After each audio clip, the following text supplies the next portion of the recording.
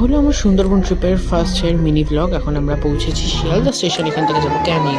শিয়ালদা স্টেশনে ভীষণ ভিড়, মানে মানে এক্সেসিভ ভিড়। এই ভিড়ের মধ্যে আমরা লোক খেতে পেরেছি সৈকত আনন্দের সঙ্গে। এখন আমরা এখান দিয়ে পৌঁছে যাব ক্যানিং। এখন আমরা পৌঁছে গেছি ক্যানিং আফটার 45 মিনিটস।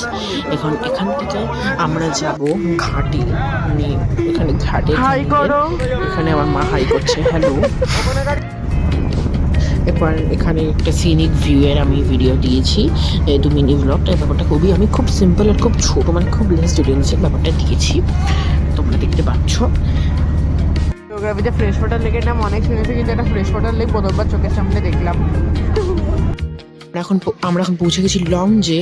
এখন এই লাউঞ্জের মধ্যে আমরা কাটাবো 4টে অবধি সময়। এখন এখানে আরও বাকি লাউঞ্জগুলো দেখতে পাচ্ছি, লাউঞ্জ শেপস দেখতে পাচ্ছ। ব্যাপারটা কি সুন্দর, মানে এটা আমার প্রথম এক্সপিরিয়েন্স এরকম জলে ফ্লুট করে জাহাজে থেকে খাওয়া দাওয়া, নাকি সব কাজ, মানে লিটারালি তলায় শোয়ার জায়গা ছিল।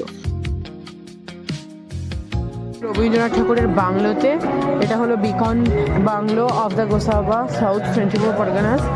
এখানে বেশি কিছুই নেই, এটা ঘর ছাড়া, শুধু অনেক বড় বাগান, ভেরি বিউটিফুল, ভেরি বিউটিফুল। এইটা হলো সেই বাংলোটা। এই বাংলোটার এই বাংলোটার অনেক বয়স হয়ে গেছে, কারণ এই বাংলোটা আই থিঙ্ক 1974 সালে বানানো হয়েছিল। 74 নাকি 73 কিছু একটা এরকম হবে। এখানে অনেক গান চলছে, যে গানগুলো আমার ভালো লাগছে না, কেমন একটা, কেন চলছে গানগুলো। আচ্ছা, তো এইটা হলো সেই রবীন্দ্রনাথ ঠাকুরের বাংলো। আর এখানে আছে রবীন্দ্রনাথ ঠাকুরের একটা খুব সুন্দর আর্ট পিস। এটা বেকন বাংলো।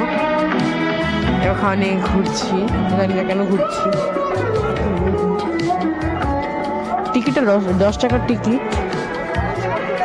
অনেকগুলো গাঁদা ফুল হয়ে আছে, ভালো লাগছে মোটামুটি। এখানে একটা রবীন্দ্রনাথ ঠাকুরের, এই পুকুরটা অ্যাকচুয়ালি রবীন্দ্রনাথ ঠাকুরের নামে। এখানে পুকুরটা এই বাংলোর প্রপার্টি। আর এই বাংলোটার আর এইটার অ্যাকচুয়ালি ইনহিবিটেড রবীন্দ্রনাথ ঠাকুরের আই থিঙ্ক নাতি হবে। আর এটা হলো রবীন্দ্রনাথ ঠাকুরের প্রপার্টি, এটা রবীন্দ্রনাথ ঠাকুরের পুকুর। এটা আই থিঙ্ক সো এটা একটা কুমির। তো আর আমার ওখানে একজন বললো, আমার একটা ভাই, যে ওটা নাকি টিকটিকি ছিল, আবেগ লিজার্ড।